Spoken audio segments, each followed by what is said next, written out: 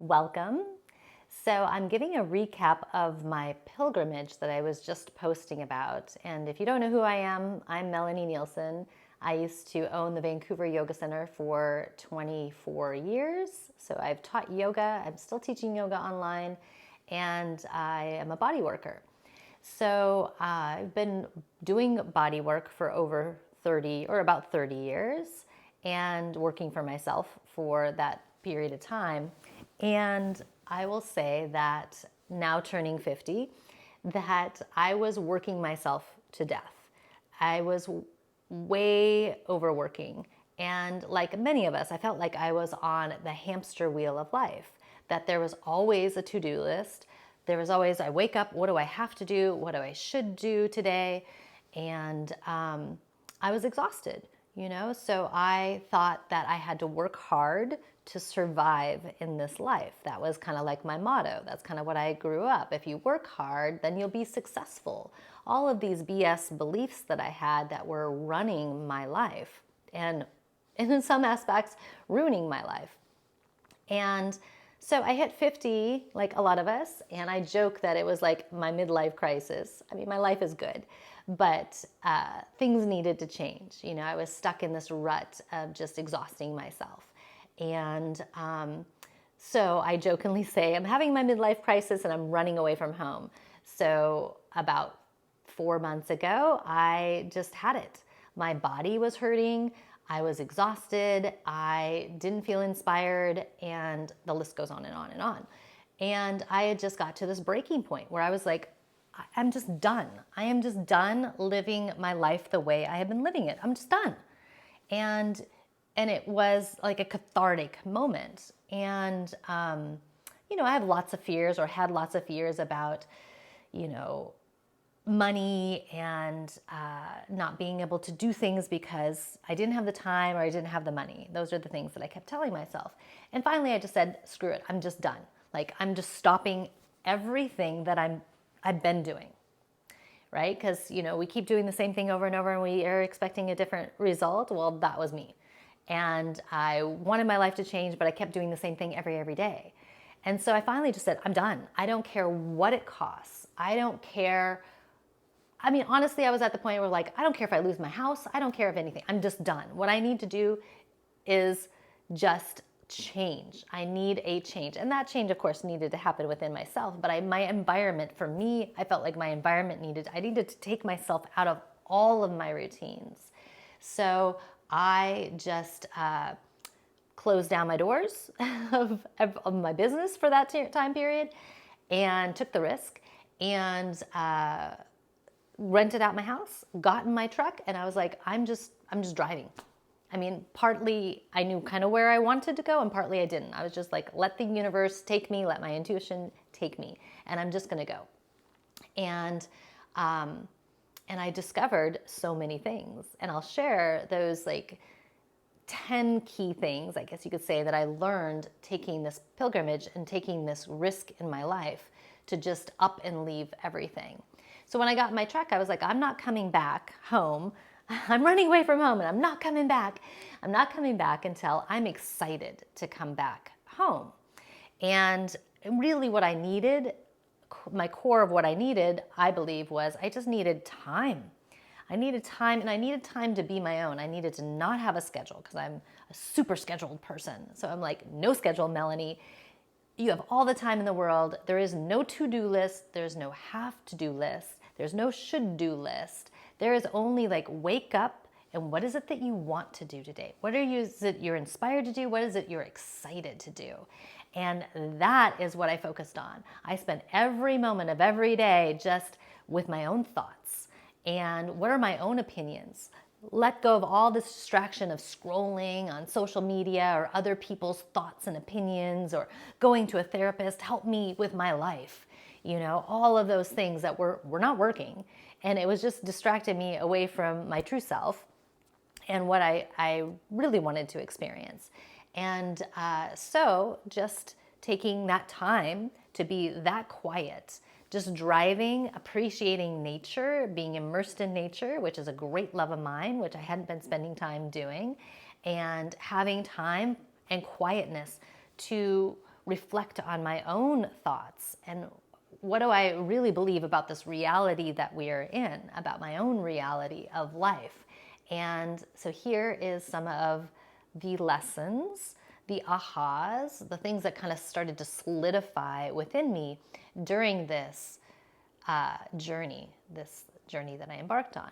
So it wasn't just touristing around, there was a lot of revelations that were occurring. And here's some of the revelations that were occurring as I took space and time to discover within myself more deeply. 1, I create my own reality through the choices that I make. So if I do not like what I'm feeling, what I'm thinking, or what is happening, I can make a choice to have a different feeling. I have that power. I took my agency back. I have that power to change how I feel, because all feeling that I have is within myself. If I don't like what I'm thinking, I have the power to change what I'm thinking. And if I don't like the environment that I am, I have the ability, the power to get up and leave or to make a different choice for a different experience. All of our experiences are a product of each step and each choice that we make. So make a different choice if you don't like the experience that you're having. So it was basically a big shut up, Melanie, and make a change. Just make a decision. And that was number 1. That I am also, maybe this is like 1A, this is the other element of that I am not a victim of anything. That victim mentality is so prevalent in everything. And in most conversations that I hear from people, it's like, oh, I could pick out the victimhood in all the conversations. And that I'm not a victim, that I, again, have the agency and the power. So why am I giving it away to saying that something outside of myself is the cause of what I'm feeling or what I'm thinking or what is happening in my life? So I chose to no longer validate the victimhood mentality. So that was a huge revelation, that I'm not a victim to my circumstance at all. And moment by moment, even if like something bad happens, oftentimes there was actually a good lesson in that, or, something, it diverted me that actually was a better path. So catching myself, noticing when I'm speaking in that victim mentality or operating in that victim mentality and pulling myself out of that. And the second is, and it goes along with all of these weave together, is then appreciation.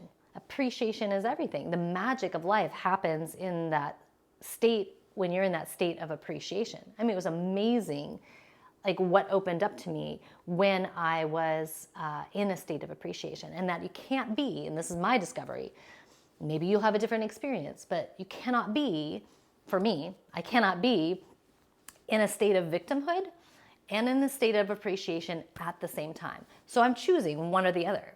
So if I am not liking my situation, can I find something that I'm appreciating in that direct moment? And here's an experience of how powerful that appreciation is. And actually, this is what I'm writing about in my book too, and experiences that I've had that have kind of reinforced this. And it's part of Brain Gym and part of just changing your reality. Like one day my arm was really hurting and I was fed up. I was fed up with this wrist and this shoulder, and I'm just done. I'm done with having this experience of being in pain. I've experienced it enough, I'm done with it. I just told my brain, I'm done with it. And then I thought to myself, like what my intuition kind of popped up and said, hey, if there's pain in our body at all times, if you've ever gotten a massage, the massage therapist will click on a spot and you'll be like, I didn't even know I had pain there. And the brain's not registering it. So we have pain all the time, but we also have pleasure all the time. So I switched my awareness to like, okay, there's pain in that shoulder. Where is there pleasure in my body? So I looked at the other shoulder. I was like, actually, that other shoulder feels pretty good. This elbow feels really good. This hand feels really good. Oh, my back right here feels really good. And I started like focusing my mental attention to what was really good and started to appreciate that element that my awareness wasn't on because it was so fixated on what I didn't like and what wasn't fun and what was painful. And I fixated so much on that just kept growing and not changing. And so by shifting my awareness to the pleasure, to the good, to what I wanted to focus on, what I wanted to feel, that actually immediately took the pain away from this arm, like immediately, and it has not returned. So that was pretty cool. The power of appreciation. So we create our reality through our decisions, and we're not a victim to our circumstance. We are only a victim to ourselves, and that's a choice. And appreciation, the power of appreciation. Those are 3 biggies. And my travels and journey and that whole giving up to the present moment, being in the present moment, it has come to my personal belief that I don't believe there is any coincidences. I think that everything has got a deeper meaning behind it and play to it. And when I was in the flow, and when I am in the flow, that it's amazing what just magically pops into my existence. Like the thing that I actually really needed presented itself.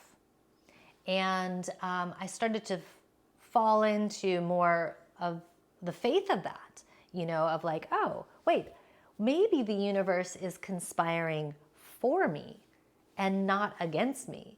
Where a past belief might be, oh, well, bad things happen in the world and I have to plan for A, B, C, and D, plan for the worst, hope for the best.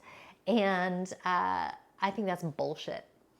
So now I feel like more that if it's something that I really desire, or if it is something that I really need, it will present itself into my life. Now, do I see it when it occurs?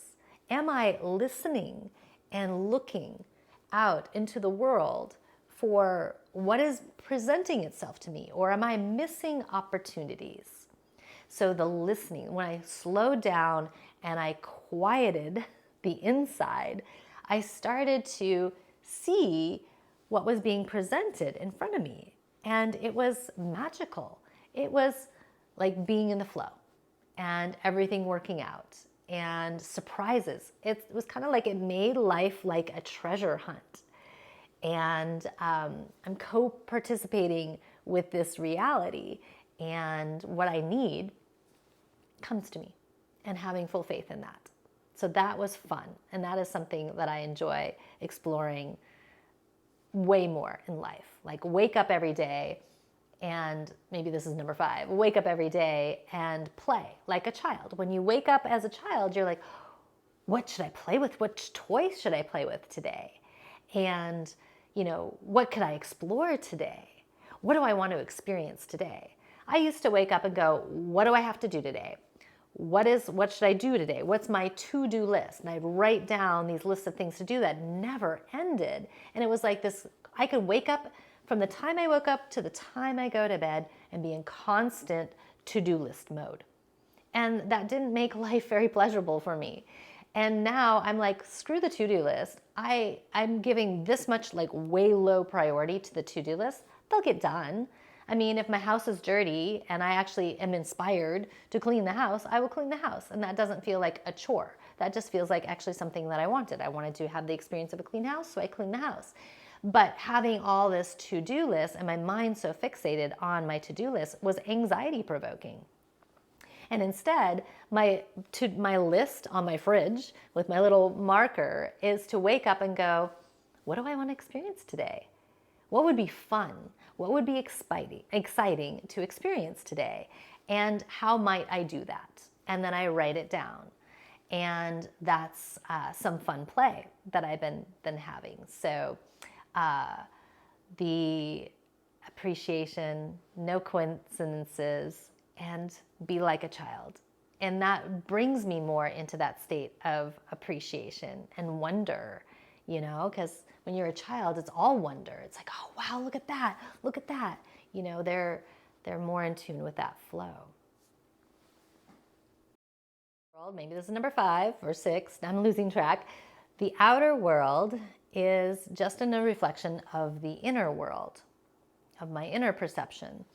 And the importance, this is another lesson, the importance of guarding my consciousness. What do I listen to? What am I seeing? Like, what movies am I watching? What podcast, Instagram, social media am I taking in? All the news that you take in, you're eating that. That becomes part of your programming, part of your habitual thinking process. And it's like an Etch-a-Sketch. I took away from my life, and I was like, I am cleaning the slate. All of this, I don't even know if any of it is really real. Unless it's happening right to me in this exact moment, it's all stories. And a lot of fear. And I was not going to participate in the stories anymore. I didn't care what was happening on the news. Sorry, didn't care what was happening in the world. What I cared about, it was what is present in this present moment, in my experience, right in front of me. And to guard anything else that was coming in to my consciousness. Do I want to eat this? Is this junk food? Do I want this to become a part of who I am in my experience of life and the reality that I'm experiencing in front of me? So the importance of what we take in. Really, your most precious asset that you have is your consciousness. Your consciousness creates your reality. It's your lens that you look. So if your lens looks like shit, if all you can see is shit around you and the problems and be a victim to everything that's out there, then maybe we should clean the Etch-a-Sketch. Maybe it's time to clean the Etch-a-Sketch and refresh and really take a look at what's in there that we've been chewing on or it's fermenting. Get rid of that shit. And what is it that you want? You know, is that what you want? Do you want to be the victim to all the doomsday that's going on in the world? Is that the reality you want? Is that how you want to live the rest of your life? Or what is it that you really want to experience? Do you want to experience love, bliss, happiness? Choose that. It's choice. Yeah, it's choice. Your happiness and all of that is your own choice.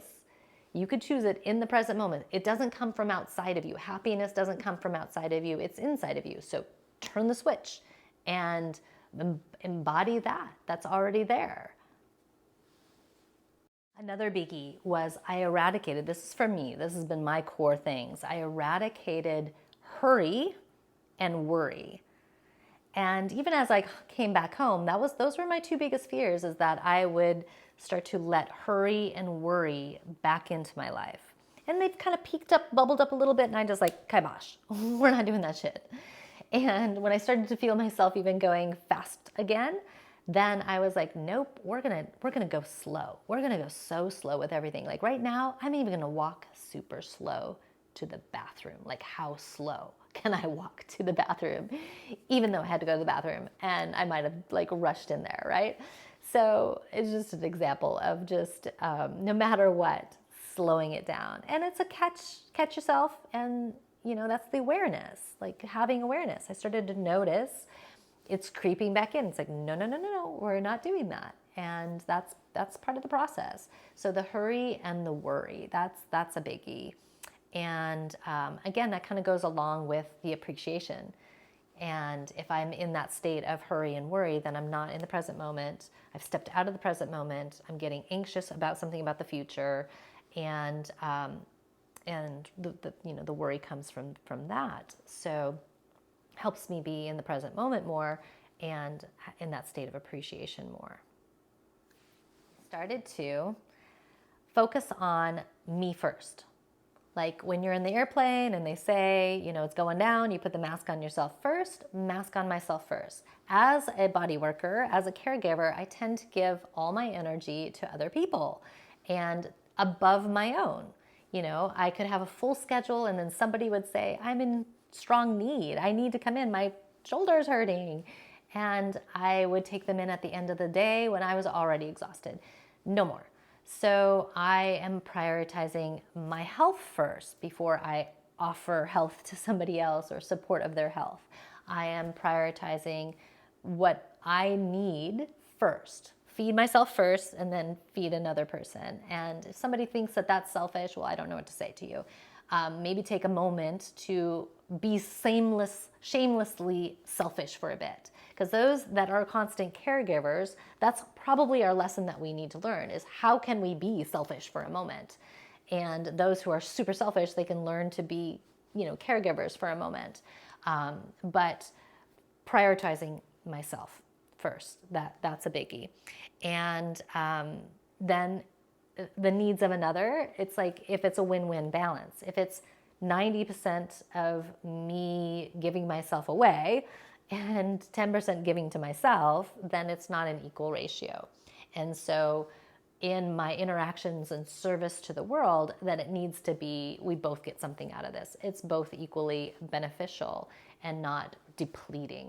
If what I'm doing is constantly depleting myself, it's not good for myself. I won't be there to then give, so what's the point?